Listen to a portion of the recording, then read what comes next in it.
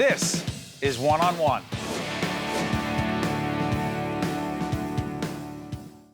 We are pleased to be joined for the first time here on public television, Michael Armstrong, Chief Executive Officer of an organization called Community Hope. Good to see you, Michael.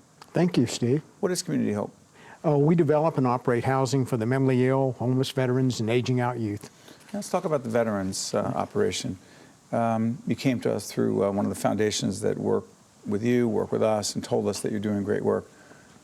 What do the veterans need, and how are you helping them? Well, it depends on the individual, but veterans have a lot of needs, and our focus has been on dealing with the homelessness, because for most of us, unless we know where we're sleeping at night, you know, everything else is irrelevant. So our programs thus far have been geared on homelessness and everything that surrounds it, also a lot of other issues, housing, vocational preparation, legal services, health services. What do you do for them? Well, do you actually have programs that deal with each one of those areas? Well, we have programs that deal with, we have a continuum of services. We have our emergency housing program in Philadelphia, which takes veterans off the street, gets them stabilized, and helps them get into permanent housing or some other services. And then we have social services for veterans' families. And that program is designed to help veterans and their families either avoid homelessness, or if they become homeless, get rapidly rehoused. And then we have about 105 beds of transitional housing. And this is housing where individuals can stay for up to 2 years, and we provide there a variety of services, a computer lab, assistance with entitlements, housing, work preparation, etc. And then we have our 62 units of permanent housing at Lyons, and we're actually in the process of building cobbling together the funding to build another 50 units of permanent housing. You know, as we do this segment, our producers are putting up a website. Right. A telephone number. Yes. And we encourage people watching, veterans, family members of a veteran, friends, anyone who knows a veteran who may be struggling, dealing with some challenging times, to reach out. You know, there's a lot of rhetoric about we need to do more for our veterans. We're not short on rhetoric, are we? No. We're short on programs that are substantive and accessible. Let me ask you, your analysis, your sense as to why so many veterans are struggling when it comes to being able to have a roof over their heads and feel like there is a place for them to go at night and feel safe and warm, alone or with their families? Mm-hmm. Well, I think veterans are taught to be tough and resilient and independent, so I think a lot of them have trouble asking for help. I think there's also, you know, when veterans come back, there's a honeymoon period. And How long does it last? It depends. You know, with post-traumatic stress disorder, it can be anywhere from weeks to months to years to sometimes decades. And so when that happens, I mean, they've often gone through a lot of things after the honeymoon period, you know, then all of a sudden some of the trauma kicks in and there start to be problems with, you know, all kinds of problems. And so it often takes a while for them to get to the point where they're homeless. You know, substance abuse, mental illness is often a part of it.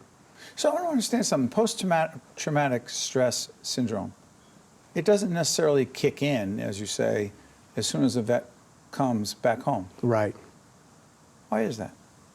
Well, I think we all have defense mechanisms, and veterans, like all of us, have ways of dealing with it, and for some it takes a lot longer to deal with it. They're able to push it down a lot longer. For others, it's much more immediate. Again, it's an individual thing. I mean, the people that we serve are all individuals, and you can't paint everybody with the same brush. And so a veteran's dealing with a mental health issue, a real mental health issue that he or she may not want to face, they may not be able to face. What impact would that have on a veteran's ability to get gainful employment? Well, it would have a tremendous effect. I mean, they're not going to be able to get employment. You know, they're going to knock around the system for a long period of time. They're not going to get the services or the help that they need, and they're going to end up, you know, needing homeless services, needing emergency care, all of those things. Is that why the transitional housing piece is so important? What is transitional, by the way? What does that mean? Well, transitional means that they can stay with us for up to 2 years, that it's designed to be a preparation for them moving on to permanent housing. And during the 2 years, as I say, we provide obviously the roof over their heads, food, we work with the work preparation, we help with reconciliation with the family with that, if that's an issue. We also Is it have sometimes an issue? Sometimes it is, yeah. Hard for vets sometimes to be with their families? Oh, it's sometimes hard for them, and but again, it's an issue that we put a lot of focus on. Obviously, they're often very intent on the reconciliation with their family. So I'm curious about something. I'm sorry for jumping around No, here. no, I'm no, just no. so fascinated by this. And again, look at the website and the telephone number you see on your screen. We put it up as a public service. It's the reason why we do all the programs that we're doing regarding veterans and veterans services. You've met a lot of these veterans face to face. Right. Do most of them ask for help, or do you have to push them to get help? I think it's a mixture, but a lot of them, they're kind of at the end of their rope, and they don't have an alternative. Often their families have tried to get them help or get them into treatment. Yeah. They've been through, often a lot of our folks come from, shelters, things like that. It comes from a variety of different sources. You have a couple events coming up. Right. What are they? Well, we have our Flag Day run, our 5K Flag Day run at Lions, and that's an event to help individuals can run or walk, and the proceeds go to help our veterans services. And where's that? That is at the Lions VA Hospital in Lyons, New Jersey, in Somerset County. And what's the other one? The other is our That's gala. June 9th, by the way, right? Yeah, the other is our gala, and that is October 19th, and that'll be at the Venetian in Garfield. And so that's a big event. Last year we had about 850 people. We're hoping to have even more than that this year. It's a big fundraiser All the for us. proceeds go to your organization. All the proceeds go to our organization. To help vets. Absolutely, and the mentally ill. How rewarding is your work?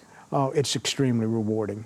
I'm a veteran myself. I'm a Vietnam-era veteran, so this is something that's near and dear to me. I mean, during the Vietnam era, people weren't able to differentiate between their feelings about the war and veterans. One of the nice things that's occurred over the last 4 or 5 decades is people, may not like the war, but they have an appreciation for the sacrifices that veterans have made. And I think that's a big change. Thank God we made that change. I'm sorry? Thank God we made that change, but we still have a long way to go. Exactly. Michael Armstrong, first, thank you for your service to our country. Thank you. And also thank you for the work you do every day for veterans who may not always ask for help but need it. Okay. And hopefully people will take advantage of the information we gave. Michael Armstrong, Chief Executive Officer, Community Hope. All the best. Okay. Thank you, Steve. Stay with us. We'll be right back. One-on-One with Steve Adubato has been a production of the CAUCUS Educational Corporation, celebrating over 25 years of broadcast excellence. Funding for this edition of One-on-One with Steve Adubato has been provided by Holy Name Medical Center in Teaneck, New Jersey, the Healthcare Foundation of New Jersey, Valley National Bank, MagnaCare, Partners for Health Foundation, the law firm of Gibbons, P.C., and by Adler Aphasia Center. Transportation provided by Airbrook Limousine, serving the metropolitan New York, New Jersey area.